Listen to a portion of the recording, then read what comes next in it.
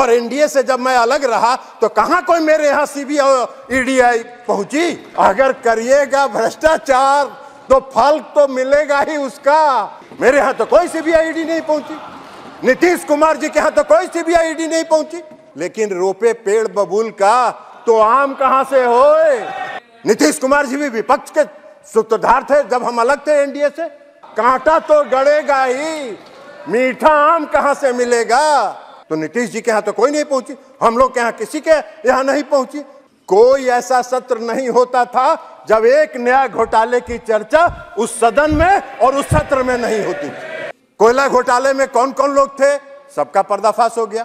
कौन थे वो लोग जिनका पैसा लेके गायब हुए। आज तक कोई घोटाले की चर्चा तो आप नहीं कर पाए।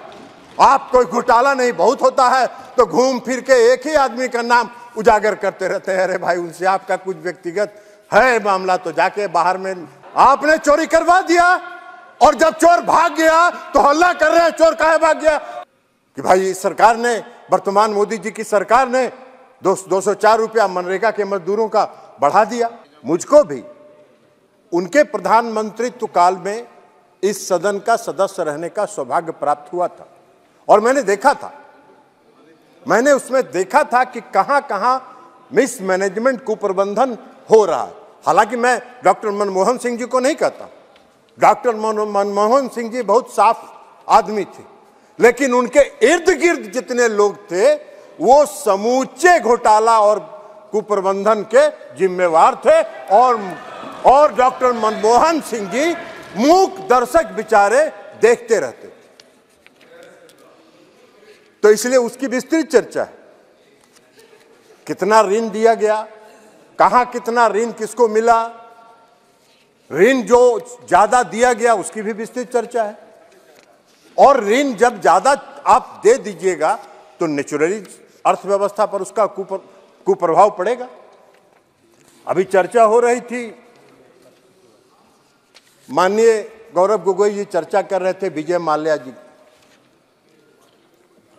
विजय माल्या जी को 8,040 करोड़ रुपए का ऋण कब मिला था, कब मिला था? यह भी आप कहते गौरव गोगोई जी, अगर आप ईमानदारी से यह बात कहते कि मेरी सरकार ने विजय माल्या को 8,040 करोड़ का लोन दिया, ऋण दिया और वो लेके भाग गया, तब हम मानते कि आप ईमानदार हैं। आप तो ईमानदार हैं नहीं।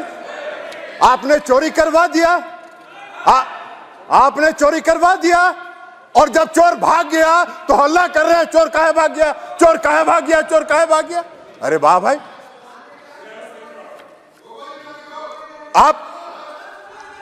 आप चर्चा कर रहे थे नीरव मोदी की, आप चर्चा कर रहे थे नीरव मोदी की।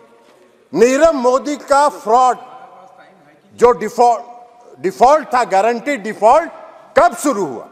2011 में शुरू हुआ जब डॉक्टर मनमोहन सिंह जी की सरकार थी। 14,000 करोड़ रुपए का गारंटी डिफॉल्ट हुआ।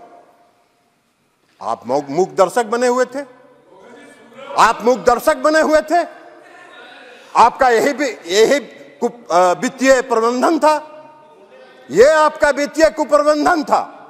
अगर आप ये कहते कि यह हमसे चूक हुई, हमारी सरकार ने यह गलत किया, तो हम मानते कि आप ईमानदार हैं, आप ईमानदार राजनेता हैं। तो आप आज कह रहे हैं कि नीरव मोदी भाग कैसे गया, उसको क्यों नहीं पकड़ के ला रहे हैं? अरे आपने सारा इंतजाम कर दिया, 14,000 करोड़ रुपया जब उसके जिम्मे लगा दिया तो भाग गया। अब भाग गया तो ये सरकार प्रयास कर रही है उसको वापस लाने के लिए। अब वो विदेश में भागा हुआ है और आपका अगर कोई प्रभाव है अभी भी तो जाके ले आइए उसको पकड़ के, देखिए कि वर्तमान सरकार उसको जेल में बंद कर देती है कि नहीं कर देती है। आप चर्चा कर रहे थे मेहुल चौकसी की। मेहुल चौकसी नवंबर 2010 से अप्रैल 2014 तक 8,738 करोड़ रुपए का उसने फ्रॉड किया बैंक के साथ। किसकी सरकार थी? आपकी सरकार थी, डॉक्टर मनमोहन सिंह जी की सरकार थी। और यही तो श्वेत पत्र है। और श्वेत पत्र में है क्या? आपके वित्तीय कुप्रबंधन की चर्चा है श्वेत पत्र में। जो काम आपने किया है उसी को दर्शाया गया, उसी का आईना है इस श्वेत पत्र में। और आपको खराब लग रहा है? मनीष तिवारी जी बोल रहे थे, उन्होंने चर्चा शुरू की, उन्होंने कहा राइट टू एजुकेशन एक्ट हमारी सरकार ने शुरू किया। अरे इस देश में सर्व शिक्षा अभियान किसने शुरू किया था? इस देश में सर्व शिक्षा अभियान 2004 में 9वीं पंचवर्षीय योजना में आदरणीय अटल बिहारी वाजपेयी जी ने शुरू किया था। और उस समय राज्य और केंद्र की हिस्सेदारी 85% केंद्र की थी और 15% राज्य की हिस्सेदारी थी। आप वह 10वीं पंचवर्षीय योजना में भी लागू रहा, 11वीं पंचवर्षीय योजना में भी लागू रहा, लेकिन 2010 में उसको आपने खत्म कर दिया और उसको समाप्त कर दिया। और यही नहीं किया आपने, 2004 के बाद जब अटल जी ने शुरू किया था तो केंद्र की हिस्सेदारी थी, और जब आपने उसको खत्म किया तो सारा उसका लायबिलिटी राज्यों के माथे पर थोप दिया, और जितनी बहालियां आपने की थी सब स्टेट्स के माथे पर थोप देने का काम किया। और 2010 में आप एक नया कानून लेके आ गए, राइट टू एजुकेशन। वाह भाई, यही आपका प्रबंधन था, यही आपके जनहित के काम थे, यही आप जनहित के काम कर रहे थे। यह कौन सा तर्क हुआ? तो कुतर्क आप अगर देते रहेंगे तो उसका तो कोई जवाब नहीं। मनरेगा की चर्चा कर रहे थे, आपने जब मनरेगा शुरू किया था उस समय 145 रुपए था मैंडेज, उसका जो मजदूरी था, आज 204 रुपया है इस सरकार में मजदूरी मनरेगा के मजदूरों का। आप उसकी चर्चा तो नहीं कर रहे थे। आप कहते कि भाई इस सरकार ने, वर्तमान मोदी जी की सरकार ने 204 रुपया मनरेगा के मजदूरों का बढ़ा दिया, आज बिहार में 209 रुपया। तो इसलिए आप इस सब चर्चा करते रहे, लेकिन आप चर्चा क्या करते रहते हैं? तथ्यों के आधार पर आपने कोई श्वेत पत्र का खंडन नहीं किया। आप चर्चा कर रहे हैं घोटालों की, भ्रष्टाचार की। मैं भी सदन का सदस्य रहा, 15वीं लोकसभा में भी, 14वीं लोकसभा में भी और 15वीं लोकसभा में, जब आपकी सरकार थी 2010 से 2014 तक, 4 से 14 तक, 2004 से 2014 तक कोई ऐसा सत्र सभापति महोदय जब नहीं होता था, कोई ऐसा सत्र नहीं होता था जब एक नया घोटाले की चर्चा उस सदन में और उस सत्र में नहीं होती थी। कोई भी सदन। कोयला घोटाला हुआ, स्पेक्ट्रम घोटाला हुआ, हम किसी का नाम नहीं ले रहे। कोयला घोटाले में कौन कौन लोग थे, सबका पर्दाफाश हो गया। स्पेक्ट्रम घोटाले में कैसे हुआ, यह भी पर्दाफाश हो गया, सब जान गए। रक्षा घोटाला में कहां विमान की खरीद में, रक्षा के सामानों की खरीद में कहां सौदेबाजी हो रही थी, कमीशनबाजी हो रही थी, यह सब घोटाला की चर्चा हुई, उस सदन में चर्चा हुई। राष्ट्रमंडल खेल जो हो रहा था, कॉमनवेल्थ गेम्स, उसमें जो दिल्ली के आपके नाक के नीचे, आपकी सरकार के नाक के नीचे जो घोटाला हुआ, उसको भी सबने देखा, इस देश ने देखा, हर व्यक्ति ने देखा। अब आप कह रहे हैं शारदा चिट फंड, कितना बड़ा घोटाला हुआ Saradha chit fund. Chit fund company ने किसका पैसा लेके गायब हुआ? कौन थे वो लोग जिनका पैसा लेके गायब हुआ शारदा चिट फंड के मार? मध्यम वर्ग के लोग, मजदूर वर्ग के लोग, उनका पैसा लेके गायब हुआ। और किसके राज में घोटाला हुआ शारदा चिट फंड? इस पर आपको बोलना चाहिए था, आप नहीं बोल रहे हैं, कोई नहीं बोल रहा है। तथ्यों के आधार पर आपका बोलना चाहिए, वह भी आप नहीं बोल रहे। कौन सा चर्चा करना चाहते हैं? और लेकिन हाँ, एक बात तो जरूर आपको कहना चाहिए था, आपको यह बात ईमानदारी से कहना चाहिए था, आप भी सदन के सदस्य हैं, कि 10 वर्षों में 2014 से 2019 तक मैं इस सदन का सदस्य नहीं था, लेकिन 2019 से हूं।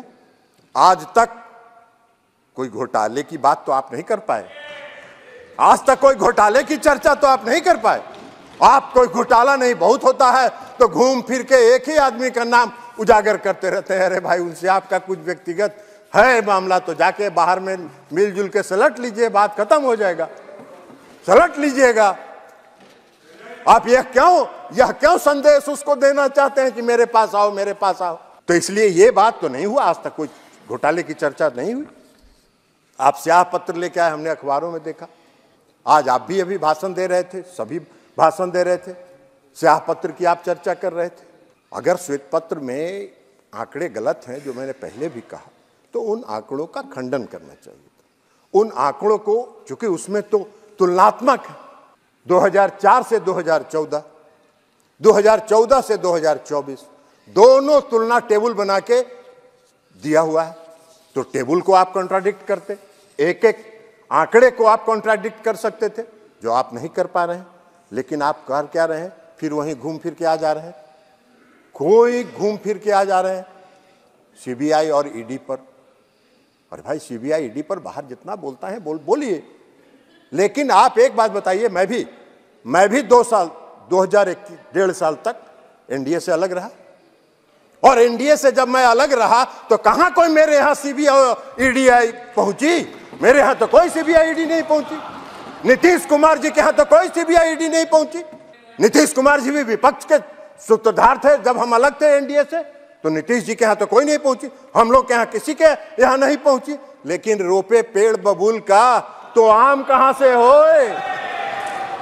अगर करिएगा भ्रष्टाचार तो फल तो मिलेगा ही उसका, कांटा तो गड़ेगा ही, मीठा आम कहां से मिलेगा? तो ये तथ्य है। तो इस तथ्यों के बजाय आप कह रहे हैं कि ये जो श्वेत पत्र आया है, ये श्वेत पत्र हमारी पूर्ववर्ती सरकार के इमेज को टार्निश करने के लिए लाया जा रहा है। काहे का किसी का इमेज टार्निश करके? जो तथ्य है, जो सही है, जो आंकड़े हैं, वो सदन के सामने और इस देश के सामने रखा गया है। तो इमेज इसमें कहां टार्निश हो रहा है? हाँ, अगर आपने कुकर्म किया है तो स्वाभाविक तौर पर आपको इमेज टार्निश होने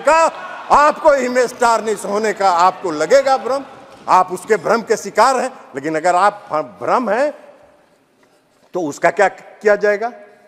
तो इसलिए अध्यक्ष महोदय, जब भ्रष्टाचार करिएगा तो उसका भुगतना तो उसके लिए आपको पड़ेगा, और वो अगर भुगत रहे हैं तो उसके लिए श्वेत पत्र पर बोलने के बजाय आप राजनीतिक विलाप नहीं करिए, और उन तथ्यों के आधार पर अगर कोई आंकड़े हैं तो उन आंकड़ों को रखिए।